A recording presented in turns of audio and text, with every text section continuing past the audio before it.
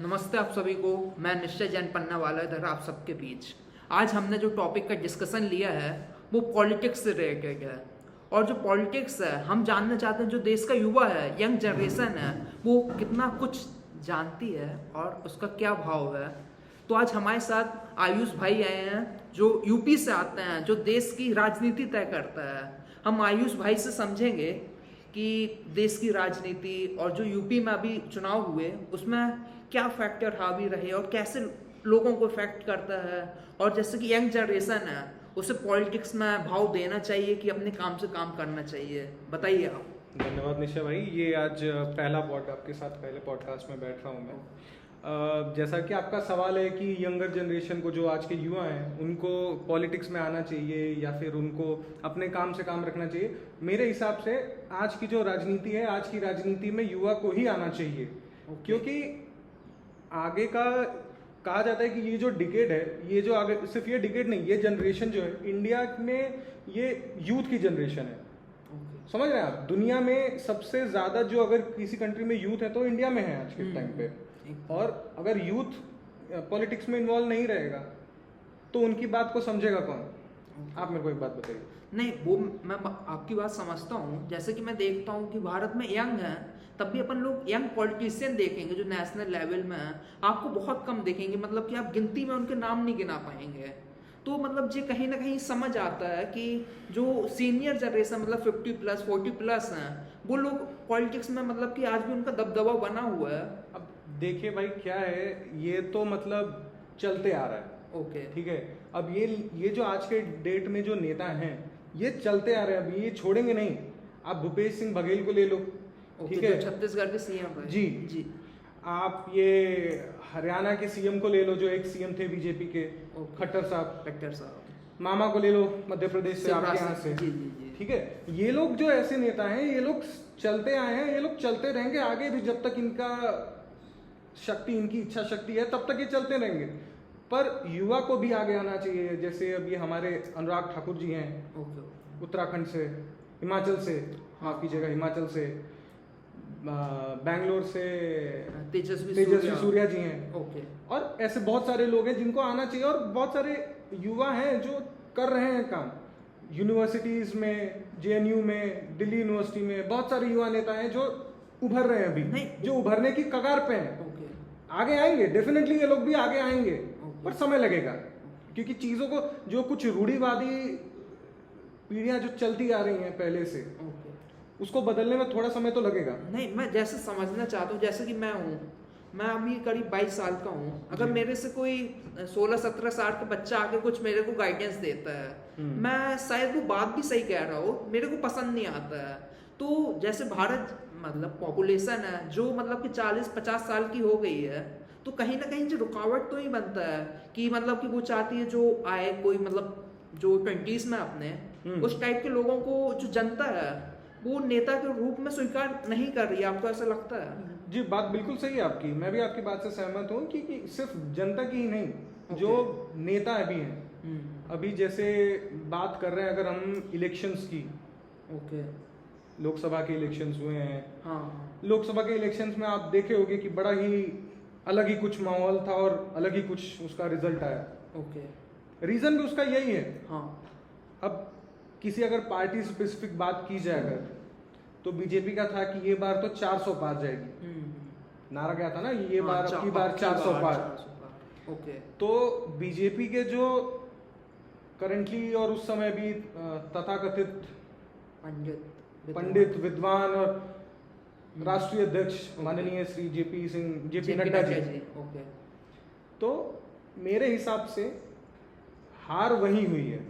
मतलब जो घमंड था कि जो घमंड था, मतलब कि दिखने लगा था, अब दिखने लग गया 400 पार। मतलब ऐसा लग रहा था कि आप 400 पार ले आएंगे तो आप मतलब देश बदल जाएगा। तो जनता ने पसंद नहीं किया, ऐसा मेरे को लगता है। जो नतीजे आप देखते हैं, जनता ने पसंद नहीं किया। प्लस एक और बात मैं कहना चाहूंगा कि कई सारे स्टेट्स में ऐसा भी हुआ कि जहां पे बीजेपी का एग्जिस्टेंस नहीं था, वहां पे बीजेपी उभरी। जहां पे बीजेपी का बड़ा ही मिनिमल एग्जिस्टेंस था, वहां पे और ज्यादा उभरी। जैसे तेलंगाना में बीजेपी का कुछ भी अस्तित्व नहीं है, बट 7 सीट आ गई तेलंगाना में। नहीं, जैसे और तेलंगाना में सबसे बड़ा जो गढ़ है इनका हैदराबाद कॉन्स्टिट्यूएंसी पे हाँ, ओवैसी जी का, जी जी। वहां पे उनको एकदम कांटे की टक्कर मिली। नहीं नहीं जी, आप गलत कह रहे हैं। जो मैंने स्टडी की थी, जो मेदबी लता जी थे और ओबीसी था, जो उनका वोट का मार्जिन था वो 3 लाख से ज्यादा था। और जो ओबीसी था 2019 का जो चुनाव हुआ था उससे ज्यादा मार्जिन से जीता। अगर आप कह रहे हैं कि मतलब मूवीज या टीवी में आप देखेंगे तो आपको कांटे की टक्कर दिखेगी, पर लेकिन जब आप डेटा कहने की बात देखिए, कहने की बात कहा जाए तो जिस समय ये चुनाव चल रहे थे मैं हैदराबाद में ही मौजूद था और मैं बहुत क्लोजली हैदराबाद के इलेक्शन को ऑब्जर्व किया। नहीं, वो मैं आपकी बात मानता हूँ, पर लेकिन आप जो नतीजे देखेंगे नंबर्स, हाँ, इनिशियल फेज में जो हुआ, इनिशियल फेज में जो बहुत कांटे की टक्कर, जो लता जी हैं ये जुबली हिल्स में बहुत बहुत शानदार हॉस्पिटल है, हाँ हाँ, उसकी मालकी नहीं है, हाँ वो है ना। तो इनिशियली बहुत क्या नाम है इनका बहुत ज्यादा डोमिनेशन था, ठीक है, इनका बहुत ज्यादा डोमिनेशन था। बट धीरे धीरे धीरे धीरे करके वो इफेक्ट फेड होता गया। बट टक्कर बहुत थी, क्योंकि वहाँ की इनफैक्ट वहाँ की जो मुस्लिम पॉपुलेशन है ना हैदराबाद की, वो लोग भी ये कहें कि इस बार तो थोड़ा है टक्कर। हाँ, हो सकता है, क्योंकि कंपैरेटिवली जो इसके इनके पहले जो बीजेपी के वहां से कैंडिडेट्स उठे हैं, वो उतना नहीं क्या नाम है लड़ पाए जितना वो ये बार लड़े। नहीं, मैं क्या है इलेक्शन को एकदम उससे फॉलो करता हूँ मन लगा के जी, पर लेकिन जो नतीजा है, जैसे आप तमिलनाडु को मैं देख रहा था, जो बीजेपी के अध्यक्ष तमिलनाडु अन्नामलाई, तो उनको मैंने देखा कि खूब ज्यादा मेहनत की है। मतलब ऐसा लग रहा था कि इस तमिलनाडु में भी बीजेपी अच्छा प्रदर्शन करेगी, पर लेकिन उनके वोट शेयर इंक्रीज हुआ है, 10% से ऊपर चला गया है, पर लेकिन सीटों में कन्वर्ट नहीं हुआ है।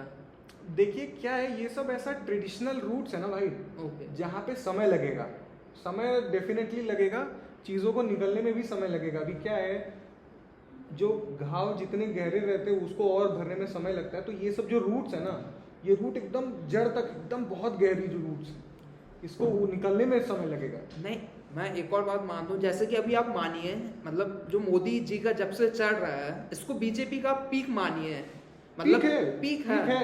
तब भी आप कई स्टेट्स देखेंगे वहां, तब भी आज भी बीजेपी जीरो में है। घमंड की वजह से अपने, घमंड मतलब कि सीधा घमंड की वजह से। मैं आपको बहुत सिंपल बताता हूँ, 2022 में हुआ यूपी का इलेक्शन। यूपी में कहा जाता है कि एक बार अगर जो सरकार सत्ता में आ गई तो वो अगली बार रिपीट नहीं करती है। हाँ। ये भी कहा गया कि अगर कोई जो एग्जिस्टिंग सीएम है यूपी में, वो नोएडा नहीं जाता है। हाँ, मालूम है, वहाँ कोई देवी का मंदिर नहीं है, जीतते जो वहाँ पे गए वो जीता नहीं है। अखिलेश आप देखे होंगे कि जब अखिलेश यादव सीएम थे तो वो भी नहीं गए थे। हाँ, नहीं गए थे। बट जो माननीय योगी आदित्यनाथ जी हैं, वो वहाँ पे गए और चैलेंज की तरह लिए और जीते भी। हाँ, जीते। और बहुत ज्यादा वोट मार्जिन से जीते। हाँ। समाजवादी पार्टी का भी मतलब बहुत इम्पैक्ट पड़ा, कांग्रेस है, बीएसपी है, बहुत सारे जो रीजनल पार्टीज हैं यूपी की, इम्पैक्ट पड़ा। बट वो इम्पैक्ट लोकसभा में क्यों नहीं कन्वर्ट हुआ, आप सोचे ये चीज को? हाँ, मतलब आप बताइए, आप जैसे यूपी से आते हैं तो आप अच्छे से बता पाएंगे, हम तो क्या दूर से फॉलो करते हैं। लोग कहते हैं कि अलायंस बना, अलायंस बना, अलायंस बना। मैं आपको अलायंस की सच्चाई बताऊं तो आम आदमी पार्टी अलग अलग जगह पे अलायंस है, कांग्रेस के साथ इधर है उधर है। पंजाब में अलायंस के साथ क्यों नहीं लड़ी?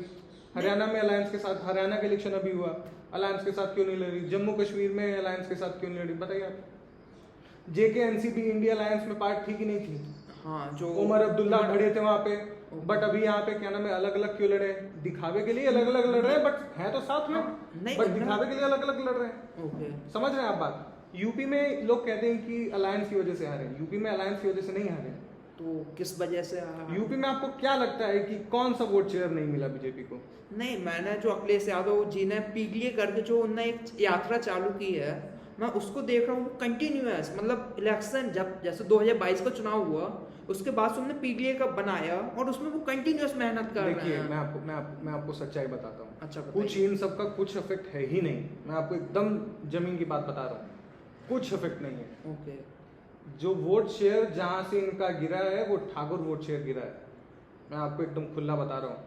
हो सकता है इस पे कंट्रोवर्सी भी हो, क्योंकि ठाकुर ओपन सपोर्ट में रहते हैं बीजेपी के।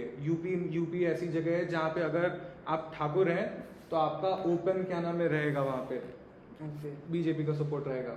मान लेते हैं कि भाई ठाकुर है तो बीजेपी को ही वोट देगा, नहीं है ऐसा, ये बार ऐसा नहीं हुआ। नहीं, और मैंने और इसका रीजन भी यही है कि जो पार्टी का जो शीर्ष नेतृत्व है, अब पता नहीं उस शीर्ष नेतृत्व में कौन है कौन नहीं है, पर जो कार्यकर्ता जमीन पे काम कर रहे हैं, आप अगर उनकी बात को अनसुनी करेंगे तो उसका सटीक जवाब यूपी से मिला है भारतीय जनता पार्टी को।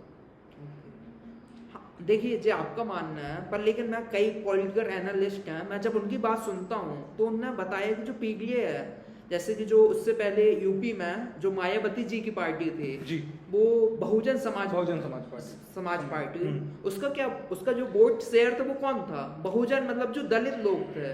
पर लेकिन जो वहाँ की जो आम जनता थी, जैसे कि आप 2014, 19 और 2024, मतलब 15 साल का आप खोल के देखेंगे, मतलब 3 इलेक्शन का जी, जो जनता है, जैसे कि मैं कोई एग्जाम दे रहा हूँ, अगर मैं 3 बार फेल हो जाता हूँ तो मैं कोई दूसरा ऑप्शन देखता हूँ। तो एक फैक्टर इसको भी कहते हैं कि जो दलित और जो अल्पसंख्यक के वोट थे, उसको जो समाजवादी पार्टी है उससे अपनी साइड खींचने में कामयाब रही है। देखिए मैं आपको बताता हूँ, लोग कहते हैं, आप जैसे आप दलित की बात कर रहे हैं, मैं दलित में एक और जोड़ दे रहा हूँ, मुसलमान भी आप ले लो, अल्पसंख्यक, ठीक है। आप हैरान रहेंगे कि बीजेपी का जो उत्तर प्रदेश में बीजेपी में जो मुस्लिम वुमेन है, महिलाएं हैं और जो दलित हैं, उनका पहला प्रेफरेंस भारतीय जनता पार्टी है, समाजवादी पार्टी और बहुजन समाज पार्टी और कांग्रेस नहीं है। आप ये चीज़ देखिएगा इस बारे में। ओके। और मैं एकदम रियलिटी बता रहा हूँ आपको, मेरा जो पैतृक निवास है, पैतृक गांव है, ओके, वहाँ पे मुस्लिम पॉपुलेशन है, वहाँ के पूरे लोग एक तरफ से बीजेपी को वोट दी। जो मुस्लिम महिलाएं हैं वो तो खुल के एकदम सामने हैं। हमारे यहाँ पे आप जो बोल रहे हो कि अखिलेश यादव का और ये सब वो सब, मैं आपको बताता हूँ, कुछ जो कार्यकर्ता हैं जो यहाँ पे ज़मीन पे, मैं अगर यहाँ पे कुछ काम कर रहा हूँ, आप मेरे सीनियर हो, ठीक है, आप मेरे से पूछोगे कि आयुष भाई कैसे काम चल रहा है उधर, क्या है क्या नहीं है, ठीक है, मैं जो आपको सजेशंस दूंगा आप वो मानोगे, या आपका जो इमीडिएट जूनियर मैनेजर है वो बस जो ऊपर चलता है, उसको कुछ ज़मीन का मालूम नहीं है, बस जान रहा है कि हाँ ये है। आप मेरी बात की ज़्यादा क्रेडिबिलिटी रहेगी या उसकी बात की ज़्यादा क्रेडिबिलिटी रहेगी? जो सक्षम है उसकी बात है। उत्तर प्रदेश में मुख्यमंत्री की बात की ज़्यादा क्रेडिबिलिटी रहेगी या फिर वो किसी भारतीय जनता पार्टी के राष्ट्रीय सचिव या फिर महामंत्री के बात की ज़्यादा क्रेडिबिलिटी रहेगी? सीएम की ज़्यादा। सीएम को मालूम है कौन कहाँ पे काम कर रहा है। बात करते हैं यहाँ पे अयोध्या में अवधेश यादव करके हैं जो समाजवादी पार्टी से चुने गए, बहुत बड़ा झटका लगा था वहाँ से।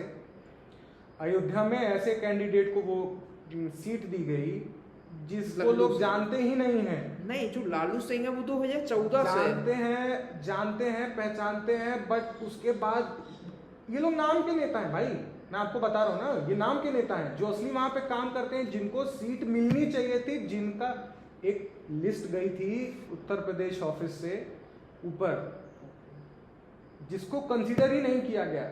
इसकी वजह से ठाकुर वोट नहीं गए, नाराज होके। आपको याद होगा एक सवर्ण बिल आया था मध्य प्रदेश में, तो उस टाइम पे मध्य प्रदेश में इलेक्शन था जब कमलनाथ की सरकार बनी थी। कैसे बनी थी? नोटा के बेसिस पे उनकी सरकार बनी थी। किसके बेसिस में? नोटा कि लोग इनसे खफा है भारतीय जनता पार्टी से, तो वो लोग नोटा में दिए और उसमें दिए सवर्ण, एंटी सवर्ण या कुछ तो भी ऐसा बना था। सेम चीज हुआ है यूपी में, क्योंकि जो लोग असल में काबिल नेता हैं उनको दिया ही नहीं गया।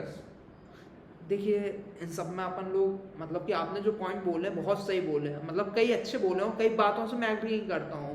जैसे कि आपने जैसे मुस्लिम बारे जो पॉइंट बोला, जैसे जो यूपी में रामगढ़ करके कोई कंसिस्टेंसी है, अब रामपुर या वो, उसमें बताते हैं कि कई एरिया ऐसे वो मुस्लिम या डोमिनेट है, वहां से बीजेपी को अगर 2500 वोट हैं 10 वोट में मिले तो कहीं ना कहीं दिखाता है कि जो जनता है। देखिए कुछ एक जगह में जैसे बोला ना, आप बोल रहे थे कि जैसे तमिलनाडु का आप बोले ना कि इतना प्रचार हुआ, इतना सब कुछ हुआ, पर वोट शेयर बहुत मिनिमल बढ़ा पर बहुत मिनिमल बढ़ा।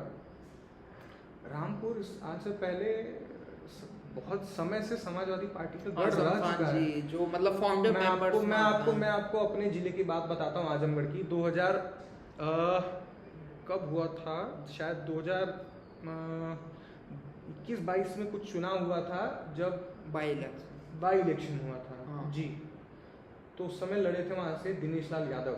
ओके।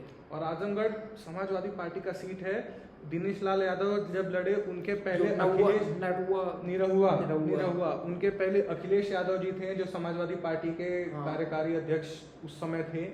उनके पहले अखिलेश यादव जी के पिताजी माननीय मुलायम सिंह यादव जी थे, हमारे यहाँ के सांसद। तो ये गढ़ है आजमगढ़ उनका। पर क्या हुआ, गढ़ में किला ठुका। आप समझ, आजमगढ़ मुस्लिम बाहुल्य है, मैं आपको बता रहा हूँ ना। नहीं, आजमगढ़ लोकसभा उसकी स्टडी करेंगे। आजमगढ़ मुस्लिम बाहुल्य क्षेत्र है। और आजमगढ़ में जो उस समय हिंदू भी थे ना, वो भी एक तरफ से समाजवादी पार्टी की तरफ इंक्लाइंड थे। नहीं, जैसे जो आपने आजमगढ़ का भी कहा, ये भी एकदम गलत है। इसमें भी जो स्टडी करेंगे वहाँ 70 से 80% आबादी हिंदू आबादी है। जो आजमगढ़ मतलब हो सकता है। मैं आपको बताता हूँ, सुनिए।